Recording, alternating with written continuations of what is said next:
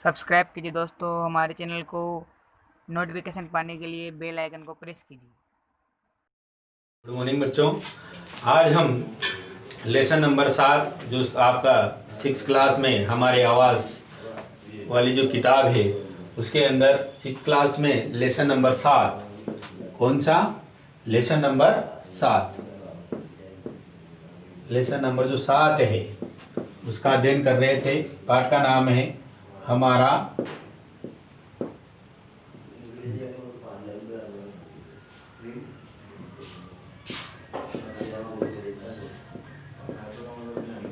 हमारा देश। इसके बारे में अपन हमारा देश भारत, उसके बारे में अपन अध्ययन कर रहे थे। तो इसमें अपन ने भारत की जो भौगोलिक स्थिति है उसके बारे में अध्ययन किया था। भारत की भौगोलिक स्थिति कैसी है, भारत का क्षेत्रफल कितना है, भारत का क्षेत्रफल जो है 32.8 लाख वर्ग किलोमीटर है, इसके बारे में अपन ने अध्ययन किया था। ये उत्तर से दक्षिण इसकी कितने किलोमीटर की है, पूर्व से पश्चिम कितने किलोमीटर है, ये सारी बातें अपन ने जो इसकी अगली वीडियो थी उसके बाद उसमें अपन ने अध्ययन कर लिया था। आज हम जिस टॉपिक के बारे में बात करेंगे तो वो है भारत के पड़ोसी देश। भारत के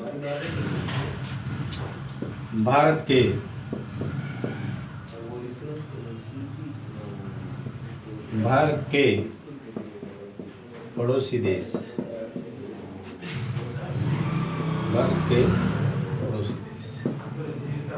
भारत के पड़ोसी देश कौन कौन से उसके बारे में अपन अध्ययन करेंगे।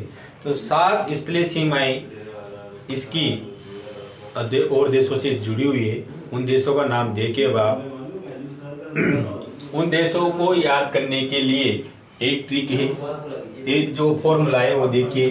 बचपन में एक इच्छा थी MBA करने की। बचपन में देखिए अब आप, बचपन में एक इच्छा थी MBA करने की। बचपन में एक इच्छा थी MBA करने की। तो इससे आपको भारत की जो पड़ोसी देश हैं वो याद हो जाएंगे।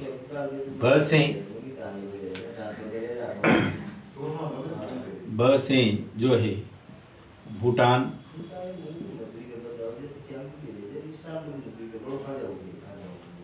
उसके बाद है चीन, इसके बाद देखिए अब आप चीन है, भूटान है, उसके बाद देखिए अब आप पाकिस्तान,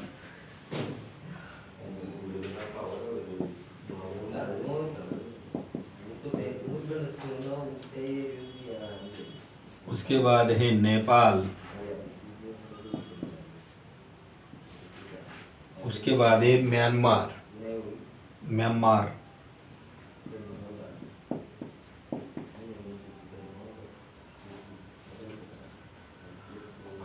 उसके बाद है बांग्लादेश,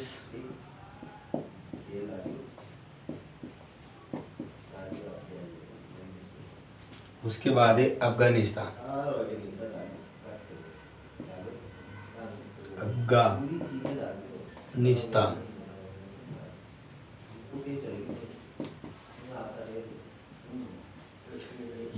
इस वाले फार्मूले से आपको भारत के पड़ोसी देश याद हो जाएंगे।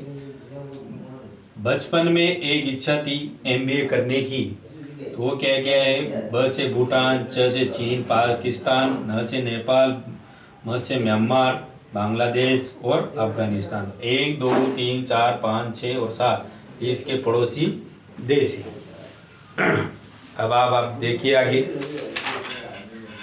इनमें से कौन से देश की जिसकी सीमाएं समुद्र से नहीं जुड़ी है। दक्षिण में समुद्र में जो स्थित द्वीप श्रीलंका और मालदीव हमारे पड़ोसी हैं। पाक जल संधि भारत को श्रीलंका से अलग कर सकती है। भारत और श्रीलंका में जो संधि हुई थी उसका नाम था पाक जल संधि। वो संधि ही भारत और श्रीलंका को अलग करती है। अब देखिए आप राजनीतिक और प्रशासनिक विभाजन कैसा है। भारत एक विशाल देश है, यहाँ मतलब राजनीतिक रूप से और प्रशासनिक विभाजन कैसा है उसके बारे में अपन अध्ययन करेंगे। भारत एक विशाल देश है। प्रशासनिक क्रियाकलापों के लिए देश 29 राज्यों और 7 केंद्र शासित प्रदेशों में बटा हुआ है। 29 राज्य और 7 केंद्र शासित प्रदेशों में बटा हुआ है। दिल्ली भारत की राजधानी है। राज्यों का निर्माण मुख्यतः भाषा के आधार पर हुआ है। राज्यों का जो निर्माण हुआ है, अलग अलग राज्यों का 29 जो राज्य है उनका जो निर्माण हुआ है वो अलग अलग भाषाओं के आधार पर है। क्षेत्रफल की दृष्टि से सबसे बड़ा राज्य वो राजस्थान है और जो क्षेत्रफल की दृष्टि से सबसे छोटा राज्य है वो गोवा है। राज्यों को जिलों में बांटा गया है। भौतिक विभाजन देखिए, भारत में पाई जाने वाली भौतिक आकृतियां विभिन्न प्रकार की है। जैसे पर्वत है, कई पठार है, कई मैदान है और कई तट है, कई द्वीप समूह है। ये इसके भौतिक विभाजन है, इसके भौतिक आकार है। उत्तर में बर्फ से ढका हुआ हिमालय संतरी का कार्य करता है। हिम प्लस आले का मतलब होता है बर्फ का घर। इसकी हिमालय की अगर संधि विच्छेद करें तो हिम प्लस आले तो मतलब बर्फ का घर। हिमालय पर्वत की 3 मुख्य समानांतर श्रृंखलाओं में बांटा गया है। सबसे उत्तर में स्थित श्रृंखला को बृहत्तर हिमालय हिमाद्री कहते हैं। इसी श्रृंखला के विश्व में सबसे ऊंची शिखर है मध्य हिमालय और हिमाचल। हिमाद्री के दक्षिण में स्थित है बहुत लोकप्रिय पहाड़ी स्थान यहाँ स्थित है। 5 पहाड़ी स्थानों के नाम का पता लगा लिए। शिवालिक सबसे दक्षिण में स्थित श्रृंखला है। हिमालय के दक्षिण में भारत का उत्तरी मैदान स्थित है। ये मैदान समतल और सपाट है। ये मैदान सिंधु, गंगा, ब्रह्मपुत्र तथा इनकी सहायक नदियों के द्वारा लाए गए जलोढ़ मिट्टी से बने हुए हैं। ये मैदान कृषि के लिए उपजाऊ और भूमि प्रधान क्षेत्र है। कृषि के लिए बहुत ज़्यादा उपयोगी क्षेत्र है। यही कारण है कि इन्हीं मैदानों में जनसंख्या अधिक मिलेगी। आपको मैंने पहले भी बताया पहले भी वीडियो में कि जनसंख्या घनत्व तो आपको वहीं ज़्यादा मिलेगा जहाँ सारी सुख सुविधाएं होगी।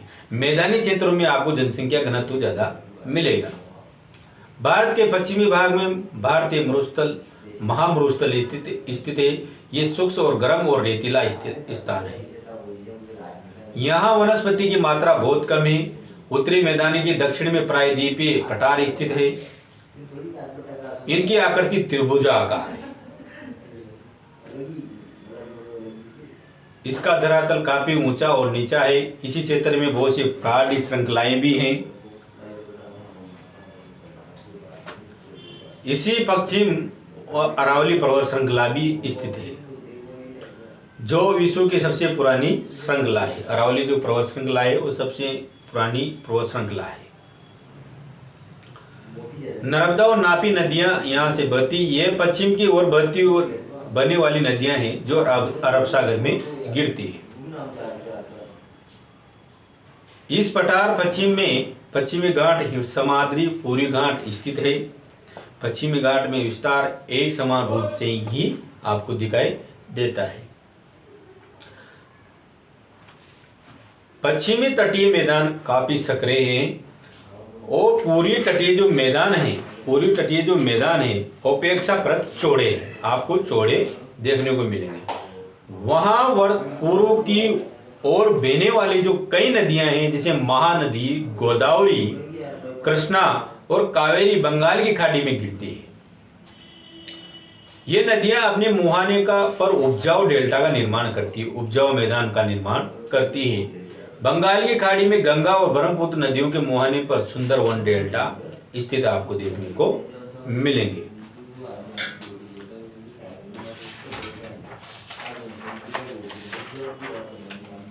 भारत में 2 द्वीप समूह हैं। भारत में कितने द्वीप समूह हैं? 2। लक्षद्वीप द्वीप समूह अरब सागर में स्थित है।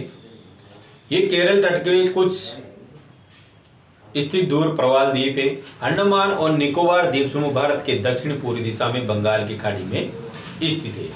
लक्षद्वीप जो है वो अरब सागर में है और अंडमान और निकोबार जो द्वीप समूह है वो बंगाल की खाड़ी में स्थित है। क्या आप जानते हैं कि कौन सा द्वीप समूह वर्ष 2004 में सुनामी से प्रभावित हुआ था? समाचार पत्रों से लोगों से बातचीत के जरिए जानकारी प्राप्त हुई। भारतीय तट से टकराई थी। जिस प्रकार भारतीय लोगों ने अलग अलग तरीके से इस चुनौती का सामना किया था। सुनामी एक विशाल सागरीय तरंग है जो समुद्री तल से भूकंप के कारण उत्पन्न होती है। सुनामी एक बहुत ज़्यादा विनाशकारी होती है जो किसके कारण उत्पन्न होती है। सुनामी एक विशाल सागरीय तरंग है जो समुद्र तल पर भूकंप के कारण उत्पन्न होती है।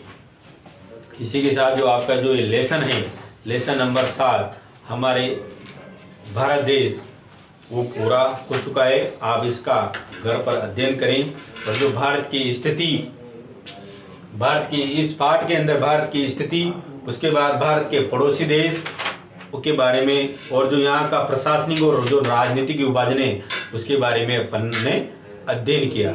उसके बाद यहाँ की जो भौतिक विभाजन है, हिमालय यहाँ एक श्रेणी की तरह खड़ा है जो यहाँ ठंडी हवाएं जो आती है उनको एक रोकता है। इसी के साथ ये पाठ आपका पूरा है। धन्यवाद।